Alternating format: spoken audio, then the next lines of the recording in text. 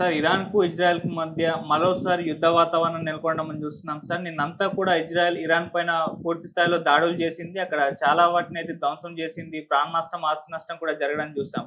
So, ఎందుకు వీళ్ళ ఈ 2 కంట్రీస్ మధ్య ఇప్పుడు యుద్ధం జరుగుతుంది? అటు ఇరాన్ కూడా దీనికి ఇప్పుడు దెబ్బతీసే విధంగా ఇజ్రాయెల్ మీద దాడి చేసే ప్రయత్నాలు కూడా చేస్తుంది సార్. మరి మరోసారి ఈ 2 దేశాల మధ్య యుద్ధం వచ్చే అవకాశాలేమన్నా కనిపిస్తున్నాయా? మరి ఎందుకీ యుద్ధ వాతావరణం వీళ్ళ మధ్య ప్రతిసారి నెలకొంటుంది సార్? దీనికి గల కారణాలేంటి? మళ్ళీ అంటే గతంలో మనం ఏప్రిల్, అక్టోబర్‌లో ఇరాన్‌కి, ఇజ్రాయెల్‌కి మధ్య ఒక రకమైన యుద్ధ పరిస్థితులను చూసాం.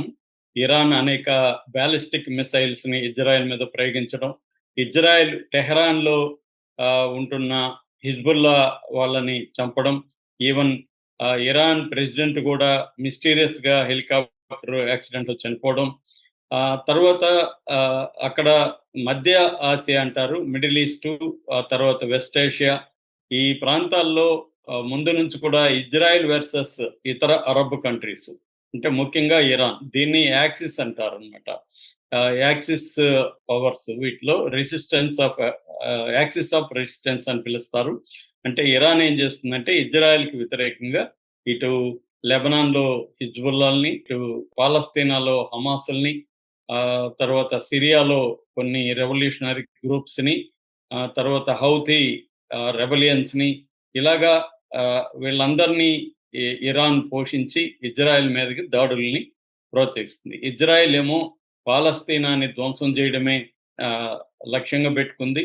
సో పాలస్తీనాకి ఎవరు హెల్ప్ చేసినా వాళ్ళ మీద కూడా దాడులు అనేది చేస్తుంది. ఆల్రెడీ లెబనాన్ మీద దాడి చేసింది.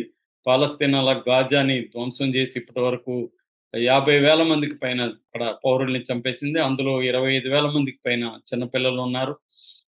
దాదాపు 20 లక్షల మంది గాజా పౌరులు వాళ్ళు నీడలేక లిటరల్‌గా బయట ఉన్నారు. ప్రాణాలు అరచేతులు పెట్టుకొని బతుకుతున్నారు. ఇంకా వేలాది మంది గాయపడి అవయాలు కోల్పోయి పరిస్థితి అక్కడ ఉంది. ఈ నేపథ్యంలో ఇప్పుడు ఇరాన్ మీద దాడి ఇజ్రాయిల్ అనేది జరిగింది. సో ఇది గత కొన్ని రోజుల నుంచి చెప్తూనే ఉన్నారు. అమెరికా కూడా ఇరాన్‌లో ఉండే తన పౌరుల్ని గానీ, లేకపోతే దౌత్యాధికారుల్ని గానీ, సైన్యానికి సంబంధించిన కుటుంబాలను గానీ వాళ్ళందరినీ కూడా దేశం విడిచి వెళ్ళిపోవాల్సిందిగా ఆల్రెడీ రెడ్ సిగ్నల్ జారీ చేసింది. వాళ్ళు వెళ్ళిపోయారు. ఇప్పుడు నిన్న టెహ్రాన్ మీద, ఇరాన్ రాజధాని టెహ్రాన్ మీద, మరికొన్ని ప్రాంతాల మీద ఇజ్రాయెల్ దాడి చేసింది. ఇజ్రాయెల్ ప్రధానంగా టార్గెట్ ఏంటంటే న్యూక్లియర్ ప్రోగ్రామ్, ఇరాన్లో ఉండే న్యూక్లియర్ ప్రోగ్రామ్ సంబంధించిన సైట్ల మీద ప్రధానంగా దాడి చేసింది. అంటే strategic missile sites, air defence systems వీటిని ధ్వంసం చేయడం అనేది ప్రధానంగా ఇజ్రాయెల్ టార్గెట్. అట్లాగే సీనియర్ ఇరానియన్ మిలిటరీ అధికారుల్ని చంపాలనేది కూడా ఇజ్రాయెల్ టార్గెట్. ఐఆర్జీసీ అంటారు, అంటే ఇస్లామిక్ రెవల్యూషనరీ గార్డ్ కార్ అని. సో దానికి సంబంధించి కమాండర్ హుస్సేన్ సలామీని నిన్న చంపింది. అంటే టాప్ మిలిటరీ అధికారులను చంపడం, ఈ ఇరానియన్ న్యూక్లియర్ సైట్లని ధ్వంసం చేయడం, ఇది ప్రధానంగా ఇజ్రాయెల్ టార్గెట్. అంటే ఇజ్రాయెల్ తనకు బలమైన అనేక మందిని యాక్సిస్ అని చెప్పాను కదా, రెసిస్టెన్స్, ఆ గ్రూపులనంతా కూడా పెంచి పోషిస్తా ఉన్న ఇరాన్ని టార్గెట్ చేయడం ద్వారా ఈ గ్రూపులన్నింటినీ వీకెండ్ చేయడం అనేది ఇజ్రాయెల్కు ఉండే ఒక లక్ష్యం అన్నమాట. దీన్ని ఇజ్రాయెల్ సెల్ఫ్ డిఫెన్స్ గా చెప్తుంది. అంటే వాళ్ళ దేశంలో ఈ న్యూక్లియర్ వెపన్స్ ఉంటే మాకు ఎప్పటికైనా డేంజరే కాబట్టి మేము ఆ దేశం మీద దాడి చేసామని చెప్పుకుంటుంది. దీనికి ఇరాన్ కూడా కౌంటర్ ఇచ్చింది. దీని వెనక అమెరికా ఉంది. అమెరికా వివిధ దేశాల్లో అమెరికా స్థావరాల మీద కూడా మేము దాడి చేస్తామని ఇరాన్ ప్రకటించింది. అలాగే ఇజ్రాయెల్ మీద కూడా ఈసారి పెద్ద ఎత్తున దాదాపు 2,000 బాలిస్టిక్ మిసైల్స్ మేము ఇజ్రాయెల్ మీద ప్రయోగిస్తామని చెప్తున్నారు. ఇజ్రాయెల్లో కూడా ఎమర్జెన్సీ సిచ్యువేషన్ డిక్లేర్ చేశారు. స్కూళ్ళు, కాలేజీలు మూసేశారు. పబ్లిక్ గ్యాదరింగ్స్ బ్యాన్ చేశారు. ఎందుకంటే ఇప్పుడు ఇజ్రాయెల్ ఏం చెప్తుంది, ఓన్లీ మేము న్యూక్లియర్ సైట్ల మీద, మిలిటరీ స్థావరాల మీద, ఎయిర్ డిఫెన్స్ సిస్టమ్స్ మీద మాత్రమే దాడి చేస్తామని ఇజ్రాయెల్ చెప్తుంది. కానీ ఇరాన్ ఏం చెప్తుంది, మా పౌరుల నివాసాల మీద కూడా దాడి చేశారు. చిల్డ్రన్‌తో సహా అనేక మంది పౌరులు కూడా చనిపోయారు. మా మిలిటరీ నాయకులను కూడా వాళ్ళు చంపుతున్నారు కాబట్టి, మేము కూడా వాళ్ళ దేశంలో పౌరుల మీద కూడా దాడి చేస్తాం అనేది చెప్తున్నారు. అంటే ఇది ఒక ఎస్కలేషన్ ఆఫ్ వార్‌గా మనం గుర్తించొచ్చు. సో, దీనికి అమెరికా రోల్ ఏంటి? America already American foreign minister, secretary of the state అంటారు వాళ్ళు. అమెరికన్ పార్లమెంట్ మార్కో రూబియో అతను నిన్న స్టేట్మెంట్ ఇచ్చాడు. ఈ ఇజ్రాయెల్ అటాక్‌కి మాకు ఏమి సంబంధం లేదు. సో, మీరు మా స్థావరాల మీద దాడి చేస్తే మాత్రం సీరియస్‌గా మేము తీసుకుంటాం. సో, అది ఇజ్రాయెల్ మా మాట వినకుండా మీ మీద దాడి చేసిందని చెప్తుంది. దీన్ని ఎవరు కూడా ప్రపంచంలో నమ్మరు. ఎందుకంటే అమెరికా గట్టిగా ఇజ్రాయెల్‌కి చెప్తే, అమెరికా మాట వినకుండా ఇజ్రాయెల్ దాడి చేసే పరిస్థితి లేదు. అయితే అమెరికాకి ఇరాన్ మీద దాడి చేయాల్సిన అవసరం ఏంటి? ఇజ్రాయెల్‌ని ఎందుకు ఇండైరెక్ట్‌గా అమెరికా ప్రోత్సహిస్తుందని చెప్తే అని ఆహ్, సందేహం మనకొస్తది. దానికి కారణం ఏందంటే, ఇజ్రాయెల్ ఇరాన్ యురేనియం నిల్వల్ని విపరీతంగా ఈ మధ్య కాలంలో పెంచుతుంది అన్నమాట. దాదాపు 15 న్యూక్లియర్ వార్ హెడ్‌లకి ఉపయోగపడే యురేనియం నిల్వల్ని అంటే కెపాసిటీని పెంచుకుంటూ వస్తుంది. ఇది అమెరికాకి డేంజర్‌గా కనిపిస్తుంది. అమెరికా ఇప్పుడు ఇరాన్‌తో చర్చలనేది ఒక పక్క కంటిన్యూ చేస్తుంది. ఇప్పుడు 5వ దఫా చర్చలు ఒమన్‌లో జూన్ 5వ తేదీన జూన్ 15న ఆహ్, అంటే ఎల్లుండి ఒమన్‌లో ఫిఫ్త్ రౌండ్ టాక్స్ ఉన్నాయన్నమాట. ఇరాన్‌కి, అమెరికన్ అధికారులకు మధ్య. అంటే ఇరాన్‌లో ఈ యురేనియం నిక్షేపాల్ని మీరు పెంచడం ఆపండి అనేది అమెరికా డిమాండ్ చేస్తుంది. సో, అట్లాగే ఇంటర్నేషనల్ ఆటమిక్ కమిషన్ గూడా, ఎనర్జీ కమిషన్ గూడా ఇదే చెప్తుంది.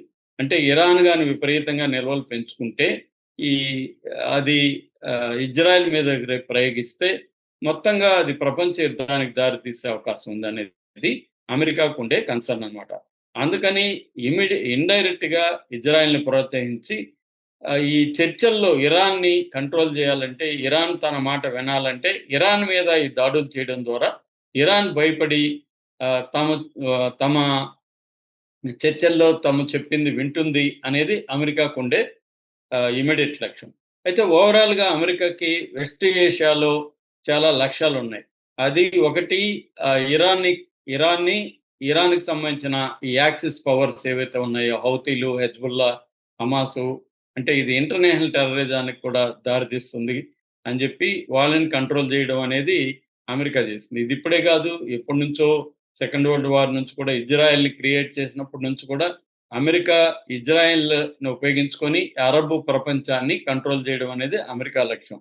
రెండవది ఆహ్, ఇజ్రాయెల్‌ని సపోర్ట్ చేయడం ద్వారా ఆహ్, ఇజ్రాయెల్ బలంగా ఉంటే ఆహ్, పెట్రోల్ ఆహ్, ప్రొడక్ట్స్ అనేవి మిడిల్ ఈస్ట్ నుంచి లేదా వెస్ట్ ఏషియా నుంచి వాటి వనరుల మీద తమ కంట్రోల్‌ని అమెరికా పెంచుకోవాలనేది కూడా అమెరికాకుండే ఒక strategic interest.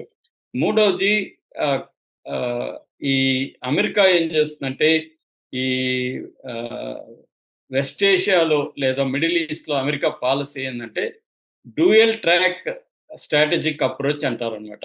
Dual track strategic approach అంటే ఒకవైపు డిప్లొమసీ, ఇంకొక వైపు డిటరెన్స్. డిప్లొమసీ అండ్ డిటరెన్స్ అంటారు. D and D. D and D అంటే అర్థమేందంటే డిప్లొమసీ అంటే ఒక పక్క చర్చలు జరుగుతూ ఉంటది. ఇంకొక పక్క ఎవరినో ఉపయోగించి దాని మీదకి యుద్ధానికి ప్రేరేపిస్తా ఉంటది.